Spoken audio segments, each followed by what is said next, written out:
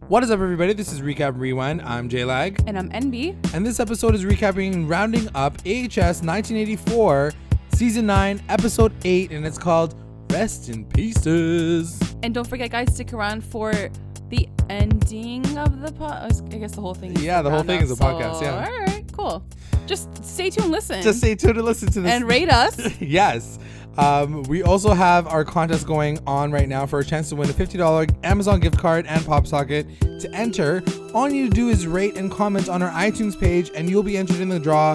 The contest ends December 11th, where we will be drawing one lucky winner and announcing it. As always, to our continuing listeners and our brand new ones, thank you for joining us. Don't forget to like, comment, and subscribe. Let's get into this episode. So this is episode 8. Right. Next week is episode 9, but next week is the finale. So they keep calling this the penultimate episode. Oh, jeez, the penultimate. How did you feel about it? Did you feel like it was the penultimate episode? I mean, I don't know what that means, but I think it's supposed to be like how episode 9 Game of Thrones was always like the littest one. Okay. Oh, then no. Yeah, I don't know. I don't know if I can really describe it as that. It definitely felt like a lead up to the final. Yeah, it is like. Yeah, the lead up to the last, I guess. So I don't know if I felt like it was like this big story. I know that a lot of things did happen, but yeah, it was okay. It was a good episode. I still liked it. It was very pretty. Like, I like the 80s references. Yeah.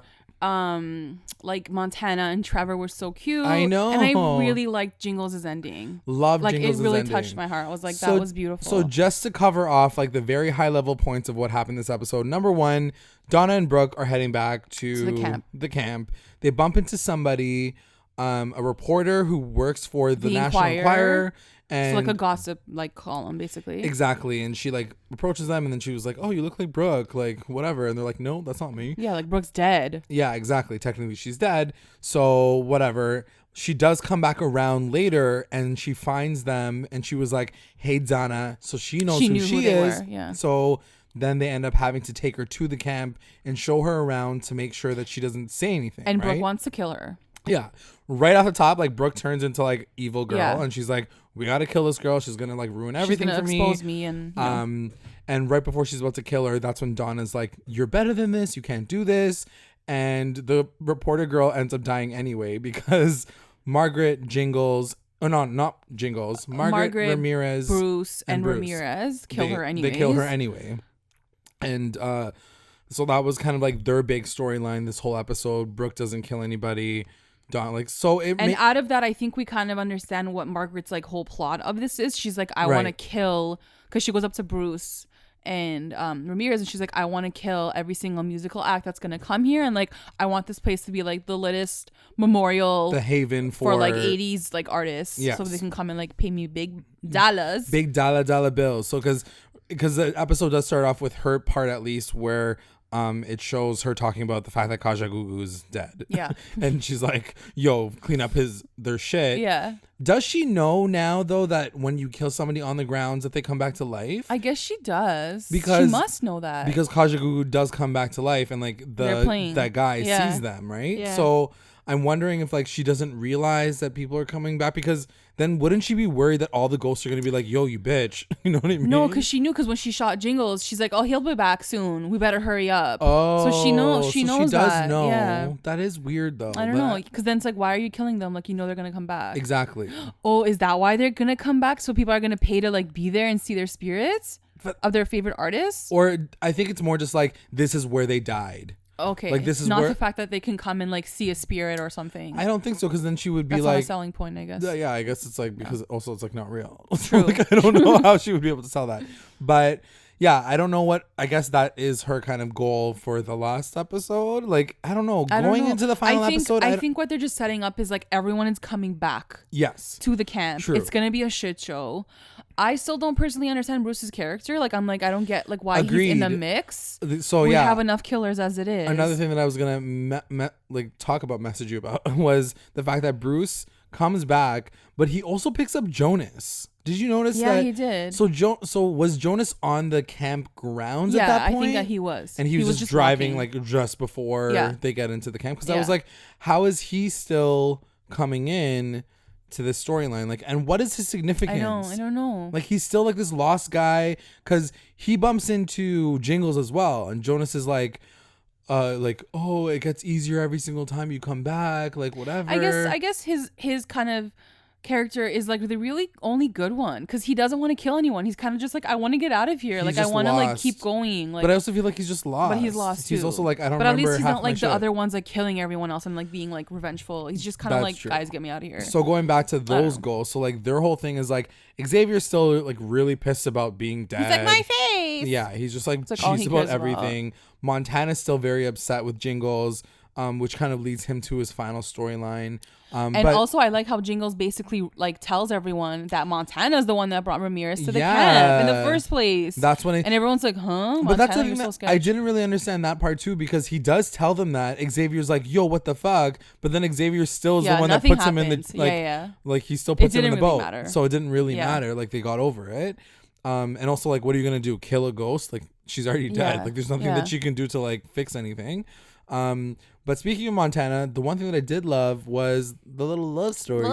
With Trevor. What did you think about that? I loved it. It was really cute. It was really cute. It was cute. I liked it. I like how she symbolizes the 80s. Yes. And I love how much he loves that when he sees her. Yeah, he's like, you're the like 80s. So much so that he wants to literally kill himself so that he could stay with her and like live there forever. And I was like, that's actually so cute. It's like super romantic. Yeah, so romantic. Like, I want my boyfriend to do that too. Like, kill, but it's also you can stay with me forever. It was just cute. It was a cute moment that they had. And I do love the push and pull that they had this episode, like, because she was like, go away, like, I don't want you here, like, that tension between them, the things that they talk about, I was like, this is a deep cut. Like, the like, fact it got that real. It did get real, even though she's dead and it's not real. Like, it was like, she was talking about the fact that he doesn't really love her and doesn't really know her that well. And then she was like, you're just enamored by the fact that like, I'm like this ageless person and you don't really understand the feeling of being a ghost. And Trevor's like, but I do love you and I do want to be with you. Like, I don't want the cocaine. I don't want like living sucks right now. Like, I just hate it. So yeah, I do love that they're like trying to make it work or whatever. Or he's trying to make it work. Margaret does see that happen, by the way. She sees the exchange between the two of them and she looks pissed. She looks cheese. But the thing that I was confused by with that look was like, what are you going to do about it, No, bitch? for sure. And that's the thing, like with everything in this season especially, it's like, what, you're going to kill them? Like, half people are already dead. So like death doesn't really mean anything anymore. Yeah. So the stakes aren't really aren't stakes because everyone's already dead and they come back. And I have a question for you because I feel like we've been kind of struggling going back and forth with this season, and I'd love to know everybody else's comments on this too. What do you think about the fact that is the situation with these guys? Like, it was so different because I know in the very beginning of the season we were talking about the parallels between this season and season 1, Murder House, because everybody's a ghost. But that felt like such a build-up to like a solution. Because the ghosts were fucking up with the real humans. Right. So it just felt like there was more stakes in that. Because they were actually influencing like the real people's lives. Like, even the thing when Jingles and Ramirez were fighting, I was like, who cares? He's going to come back and like he's going to kill you eventually. That's why when he killed himself, I was like, no, like I wanted him to be alive because then the stakes are higher. I want him to be alive and go back to his kid. It's such a good point, and I didn't even think about it until it just feels more like comedic at this point. Like, it's like, oh, cool, seeing like two killers like kill each other, come after each other. Like, it's just more entertainment than anything else. Yeah. Which, like I said, I think I'm fine with it if that's the way they're gonna go. Yeah. Like, there's nothing else that we can do about changing the way this world works. So going to the very end and talking about Jingles, he has a very sweet story. So what happens is he, in between fighting Ramirez and like losing and then whatever, they find his body, like his actual buried body, which I feel like is significant to a degree. I feel like them finding, like, especially Ramirez finding his body, I feel like if he burns it, maybe like if he kills him as a ghost, he won't come back. Like, who knows, like what happens to their bodies? Like, you know how like the soul is connected to the body. If it's not on the grounds, then maybe like that's what happens. Actually, who put him in the boat? So Xavier and like the two like fake Jingles guys that he kills that night, they're the ones that put him in the boat. So they throw Jingles' dead body.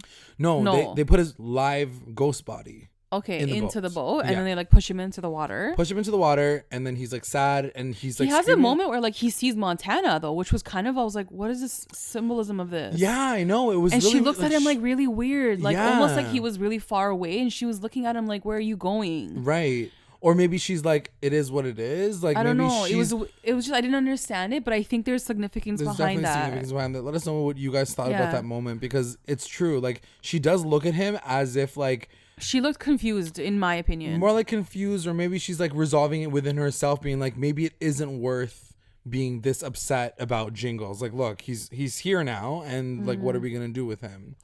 But then right in that moment, this swamp monster basically comes Yeah, out of the which water. scared the shit I out know, of it me. was so good. Because he does apologize to his brother, because I think this is the first time that really like he's been on the water Yeah, since since his the brother accident, yeah. died. So he says like, Bobby, I'm so sorry, like I'm whatever. And then like literally like 5 seconds later, this fucking monster, Yeah. like kid child, like pulls him underneath. It's him, right? Like it's obviously. It is, right? Yeah. But the kid, is it the same actor? Did they switch him out?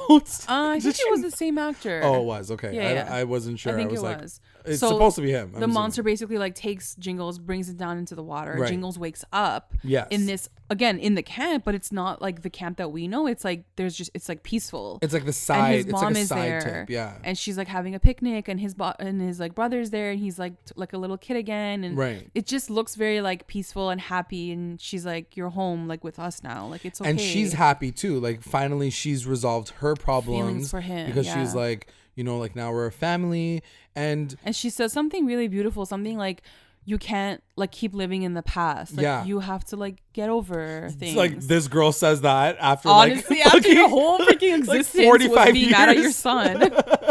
Like, So girl. she was like, you need to let it go, and I'm like, bitch, take your advice. Yeah. But it was a very sweet moment to see the whole was family cute. together. Jingles is happy again, like at the very end, and it was almost like what we found out about him a couple episodes back when we find out this backstory with him, where you realize he started off as like such a villain, and you're like, who is this guy? He was the one that was pinned with all the murders and this and this, and he finally like found himself back with his mom and his brother, and it was a very beautiful send off for like a character that was villainized the entire time. Yeah. Which I really loved. Well, he found his peace, right? So Which it was great. Let's get into our recap roundups. Why don't we do that? Recap roundups. best moment. My best moment has to be that ending with Jingles, Yeah. his mom and his brother. Even though it was a little bittersweet, because like what led him back to his family was losing his family. Yeah. Like he loses his wife, the wife gets murdered. He has to give up his son, but then in the afterlife, he finds peace with like his mom and his dead brother. So Right. like I was very like happy with his ending, but also sad that he's leaving a son behind in the real world too. It's true. Yeah. I right? never So, thought about that part of yeah. it. But yeah, it's true. But it Like, was nice. he's like very conflicted, but also he's like, okay, this Yeah. is what it is. I'm gonna like, and I do feel like, to be completely honest, like they're gonna use that as a means to like maybe propel another storyline in the future, like the son of Jingles. Yeah. Like I'm Well, sure something's that's gonna gonna happen. have to come back Yeah, around. yeah. We know that universes do like connect, but I don't know what. Let's see. My best moment is gonna go to Montana's speech to Trevor, because like I said, that moment I think was very Yeah. interesting to watch, like the fight between the two of them. I will say this forever, Billie Lourd is just like everything to me. Like she's such a good actress, she's so electric to watch on screen. So just watching her, and I think that like because Montana is such a fun character to watch, seeing her that emotional, like sad and depressed and conflicted with her emotions and feelings for Trevor, I was like, this is new for this character. It's interesting too because like as a ghost, you think that you just plateau as a ghost, Yeah. or like you plateau in your personality. Plateau as a ghost. Because it's like you It's do, true, right? Like yeah. you just stay the same, but her personality didn't stay the same. Like she's evolving still, and she's like, Yeah. she's like actually has feelings now, and like she has a conscience, and like she's like, no, I want to do the right thing, and like you shouldn't be here, and Yeah. whatever. Yeah. So It that was interesting too it to was- hear her say that's a those very good things. point. No, I loved it. I love the little banter between the two of them, talking about love and like, you don't know who I am, and like it was just this adorable moment, I think. It's cute. WTF moment. What was your WTF moment? My WTF moment, I think it's got to go to, again, Ramirez and then Dylan McDermott's character, Bruce. Yeah. Like, okay, fine, Ramirez, like, I'm buying into him, but, like, why? Who is Bruce? Like, what is the connection I loved there? last week how, like, Brooke and Dee Dee, like, they killed, like, they wrapped them on the thing. Like, I love that, but, like, I was ready for that to be done also, like, with. how did he even get out of that situation? Like, and I was survive? ready for them to kill him and get rid of him in that episode. For him to come back this week in, like, that car with the woman in the back in the trunk, I'm like, this is so extra. Like, Mary Kay of all people. Yeah, I like, didn't need him. I didn't need him in this episode. I agree. I was like, this is so unnecessary. And I still don't think that he has a place. Like, are they trying to be funny? Because I wasn't even because he was like, yo, I'm trying to get, like, my kills up. Like, I wasn't really laughing though. I was like, okay, I'm done. Okay, with cool. Like, I guess you can do that if you want to. Yeah, I don't know. It was just, if they had built him through the season, from the very beginning, yeah, I would have been like, oh, he's fucked up. But, like, they just introduced him like 2 weeks ago. And introducing him this late in the game, like, I don't really have a connection to him whatsoever. Like, he has no thumbs. Like, what? There's just so many things about his character that I have no reason why they put him in. I also tried to look him up, and he's not like a real murderer from what I've seen. Like, there are hitchhiker murderers, but there's not one that's like specifically Bruce with like a mustache and no thumbs, like whatever. I just don't know like what his purpose is. My WTF moment is gonna go to that moment where the guy has to throw out all the bodies of Kajagoogoo. Like, specifically that part was like, this is too much. It's very like AHS, but it was like the body parts throwing into the back of the car, and I was like, this is so fucking weird. Like, why are we even doing this right now? That's my WTF moment. MVP. What's your MVP? MVP is gonna go to the Mary Kay pink convertible car. I thought it was so effing cute, and it was like a little like little buy that boss moment. Yeah. And apparently, like, it's given to like the highest, like, you know, ladies that like sell the most or whatever. Right. It was just cute. I was like, that's a boss ass car for like a crazy ass killer that's like driving it right now. Yeah, it's kind of I didn't know who else to give my MVP to. I was like, the car's cute. And like, it kills someone in the episode too. Like, he runs whoever over with it, Jingles or whatever. My MVP, I was gonna say Montana, but I already gave her my best moment, so I'm gonna say Dee Dee / She was cute. Like, Donna, because I think that she pulls back Brooke from doing something really bad. She's really all about this like girl power, like, we're in this together, and I just like, I love her character. She really, like, her character is like very cool to watch. Yeah. LVP. My LVP is gonna go to Xavier, because I feel like he's just so bitter. Well, even the so whole angry. crew, I would say the whole crew, like, except for Montana. Like, I get you guys are angry. You guys are angry ghosts. You guys can't let it go, whatever. But I'm like, it's like, why are you so angry? What? And that's the thing. The purpose of his entire character was to be an angry ghost. Like, I don't know. Like, why? I know. Like, it's Cody Fern. He's a pretty good actor, and there's a lot of things in the season that I'm like, it didn't really lead to a lot. It didn't. You know?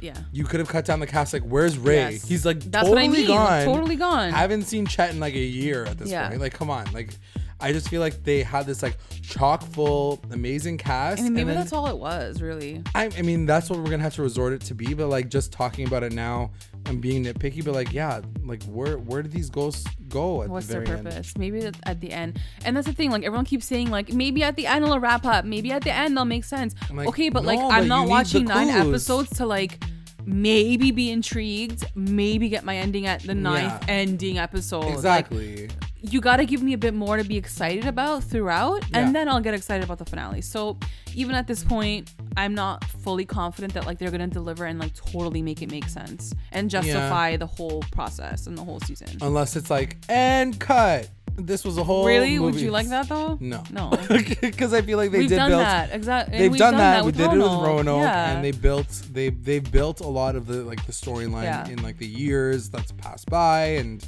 real characters. So I don't think they're gonna do that. But you're right. I don't know how this is all gonna end. Someone was saying that the finale might be in 2019, which I'm down for. We did get a comment about that, and that's very interesting. But like. But what? But what? I don't know, but that would be really cool. And that's the thing. The thing that I have a question about is like, why did you call it 1984 if you're gonna be flashing forward so many times? Like, we're technically already in 1989, right? Or 1990. True, because almost. it's been like years. Yeah, past. It's been years past. So I'm like, you guys specifically made it all about the 80s. Was it just because of 84, because of Ramirez's timeline? Like, maybe that's all it really was about. But that's stupid to me. That's stupid. Like, I don't know why you would have done that. Stay in 1980s. Stay that there's so much that you could have worked with that you did. They did work with a lot of the 80s, which is great. But the time jumping, which I know is also something that AHS does. Like, you literally called it a year. Like, I thought you guys were gonna stay in the 1 year. Yeah. Like, that's all I'm saying. My LVP is gonna go to Bruce because I really don't get him. I don't get him. Character. Like, I wish he just died when they killed him last week. I do love Dylan McDermott. I think he's great. I love him, but what you doing here, boy? Go back to the practice. Remember the practice? He's on The Politician. Oh, he was in there, so I was shocked to see him in this. I was like, oh, I thought you were busy with the other show that you're doing. He's done with that. For Ryan Murphy. The best line. What was your best line? Best line is gonna go to Trevor when he's talking to Montana. And he's like, the 80s are over. People don't even do coke anymore. Fashion is boring. It's all flannel. Good luck finding an aerobics class. I love you, Montana. You're 80s forever. And it was just like, I feel like it summed up the whole season. It's like, yeah. It really was. It was like a love I love song. you and what you stand for. Yeah. Because the 80s were amazing. I am gonna, and for my best line, just to like flip to the other side, I have two. The first one I'm gonna say is a kind of a mirror to yours. It's from the reporter, and she says, Camp Redwood represents everything wrong with the 1980s, a veneer of wholesomeness covered in a violent darkness. Have you ever been to a high school lately? It's not John Hughes. Kids are doing coke, bringing guns to school. All these clearly gay British musicians are pretending to be straight. History is going to look back at this era as bullshit. Honestly, between Iran-Contra, AIDS, the TV show Small Wonder, and crack, I'm pretty sure the 80s are the only one is the beginning of the end of the world as we know it. That's amazing that you said that one too, because it is the two like sides the of what side, people yeah. are thinking of that time period. For sure. Yeah, it's true. And it very well might have been the beginning of the end for our whole like thing as we know it. Because it is true the way that like now, like we look at 2019 now and like everything has been stripped down. Like there is no facade. Like shit is shit. You know what I mean? Like there's no like, oh no, but like in the back end everything's like fine. Like no, when you see shit, it's shit. And when you see something that's good, it's actually good. So the 80s definitely masked so much. Like when she started saying those things about like British musicians pretending to be straight, like there are so many things that people try to like play off as like it's just pretty. We're like living in this beautiful world. Yeah. Like now it's like this is the out real in the real. open. Yeah. Everything's out in the open. My other line that I had to say because I have a question that's attached to it is from Brooke and Dee Dee, and it's when she says, when Brooke says, "Why can't you be the final girl?" And Dee Dee says, "A black final girl, sweetheart. They kill folks off with my complexion first." Yeah. Which is a total call to every single 1980s like scary movies where they kill off the black character first, which is like it is true probably even to this day. That being said, the fact that she called it out, do you think that Donna could still be in the running of being the final girl? I could see that. I would love that. They do say at the very end, I think Brooke says, she's like, definitely earned the spot. She 100% has earned the spot. And like I know that Brooke does say like both of us can be final girls at the very end, but like the fact that Donna could still be the singular, maybe we've been looking at this whole show wrong. Like maybe it isn't Brooke, maybe it's been Donna this whole time, because we did get a really good backstory. No, with I Donna can see too. that. I can see that. I just don't know how much I'm invested in the final girl. Like whoever it is. Yeah. As long as it's not Margaret, who cares? Like it's like the two girls. Cool. Down. Yeah. That is the episode, guys. Really quick final announcement. Once again, we have our contest going on right now. So if you leave a review for us on Recap Rewind on iTunes, you'll enter the contest for a chance to win a $50 Amazon gift card and pop socket. To enter, all you need to do is rate and comment on our iTunes page, and you'll be entering the draw. The contest ends December 11th, where we'll be drawing one lucky winner. I would also like to take the time to thank our patrons of the episode, our Rewinder squad, White, our Lit Rewinders, Tina Ann, Sarge, Serena, Soleil, and Kate, and our Mommy Rewinders, Becca, Sarah, Tamala, and Grace. Thanks, guys. And if you would like to join our Patreon family, check us out at patreon.com/recap_rewind. If you join, you'll get access to all things Recap Rewind, exclusive content, and updates. And also make sure you guys are checking us out on all of our socials, Instagram, Twitter, YouTube, Facebook, and you can find us on our socials or Google Podcasts or Spotify's and our iTunes. Like, subscribe, follow, review, and comment to stay engaged with us at Recap Rewind. Thanks for listening. Bye-bye. Bye.